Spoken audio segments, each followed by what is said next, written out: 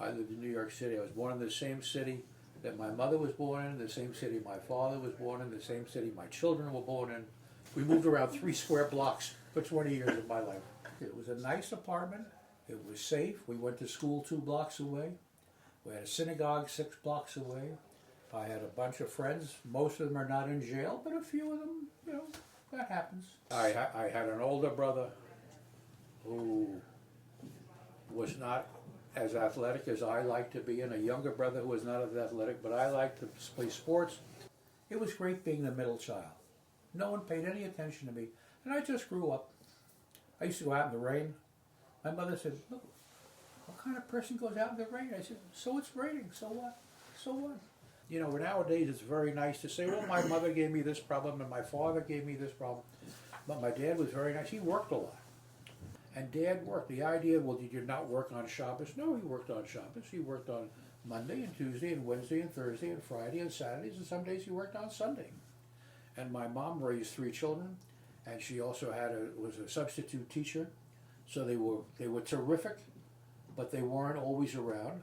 And in a sense that was good for me too, because I could live my own life. They weren't there to nudge me every minute to do this.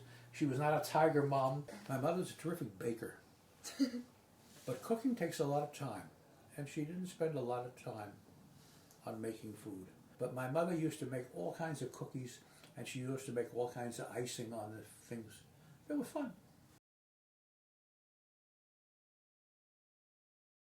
When I was a kid, football was not nearly as important, and basketball was not important at all. The sport was baseball. We didn't get a formal allowance. Every once in a while, when I was really rich and I had 70 cents in my pocket, I took a subway for a nickel to sit in the bleachers at Yankee Stadium for 60 cents, and I had a nickel to come home, took sandwiches in a paper bag, and went to a doubleheader sitting in the bleachers. Joe DiMaggio was my hero for so many years, and we were at a golf tournament.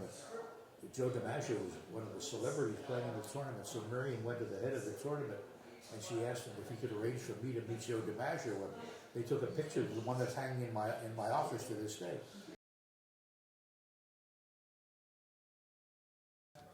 Starting in the Second World War, there was a draft in America. I served after the Second World War and after the Korean War, but there still was a draft.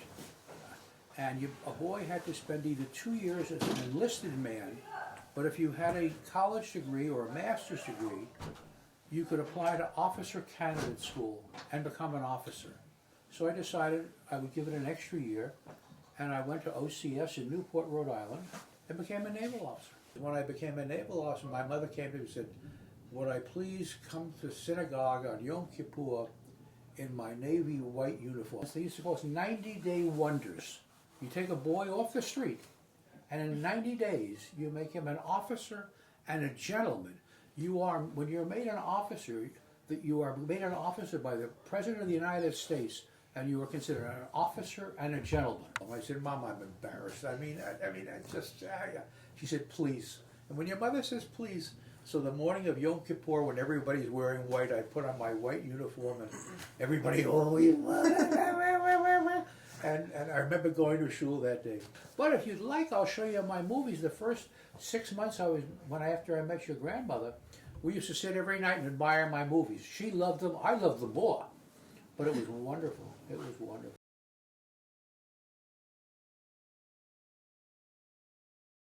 While I was still in the Navy, I interviewed at Macy's, got a job. I got out of the Navy on a Friday, came home Saturday, got ready for work on Sunday, called Miriam, whose name I had gotten. Sunday and Monday I started at Macy's.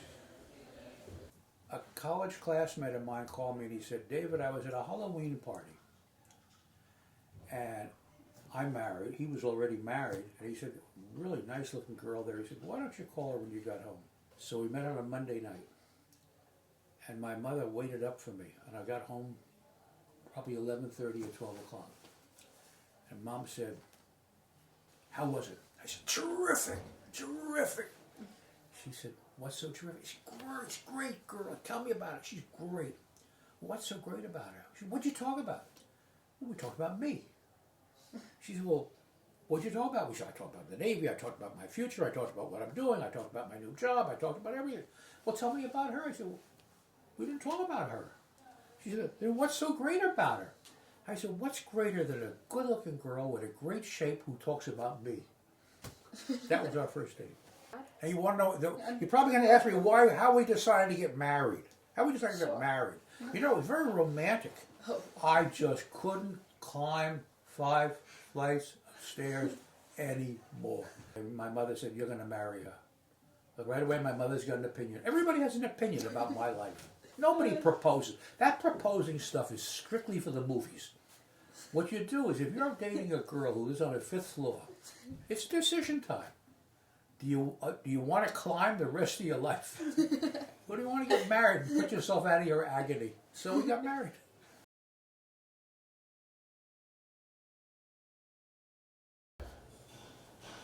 Well, my name is not Gulliver, but I have traveled a bit. Yeah. I traveled, starting to travel when I was a naval officer. And our ship traveled mostly to the Mediterranean, but up to England. And I love to travel. I love to always see new places and see how different people do things. Now, when I married Miriam, Miriam is very involved. And we got to love Israel. And I love Israel because Israel made me proud, because they were tough. They were not afraid. And I had been a naval officer, I was not afraid. So I used to like to go to Israel. We went to Israel with Miriam, and then we went to Israel with our kids, and then we went to Israel with our grandchildren. You remember that trip? Mm-hmm. Johnny was 6 months old. He was in the bassinet, and we had our own bus, and we saw Israel. And at the end of the trip, I said to my children, what do you remember the most about our trip? They said, Grandpa screaming. Did you all remember to take the soap? And I always have the soap. Yeah. And then a few years later, remember what we did? We went to London and Paris. London, and we took 4 apartments. Yeah. Each one had an apartment. Yeah. So it was great for us. We had the grandchildren, which we liked, and the grown-ups, they were able to go out, get rid of their kids. Nothing better than getting rid of your kids. And it was so much fun. The next year we went to Paris, and we did the same thing all over again.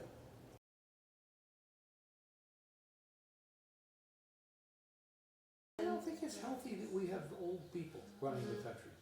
I don't think it's healthy for the Catholic Church that it's being run by people 75 and 80 years old. I don't think it's healthy for the court to have people who are in their 80s and want to stay in the job. Both as a Jew and as an American, I want to have feelings of freedom, capitalism. I want people to feel you can always do better than your parents did. Get an education, be free men and women. That's what I want for America, particularly you. One of the things I would like to do is have my children and my grandchildren do whatever they want in life, but there's certain things that I would prefer to happen. So my children are already married, but I'd like my grandchildren to know their Jewish heritage. Pesach is my single favorite day of the year. The Seder is the best day of the year. To me, the 2 most important things a human being can do for his family is love and give your children an education. And those are the 2 things that the Jewish people stand for. But I talk about more loving your family. That's why I like the Seder. It takes place in your home. It's the best way to do things. And then say, what can you do for your children? What you can do for your children most is raise them knowing that they have absolute love and the best education so they can stand on their own 2 feet. And by the time they leave your home, you've given them everything they need for a successful life themselves. Be serious and also have fun. Enjoy life, because life can be lived only once. Enjoy it.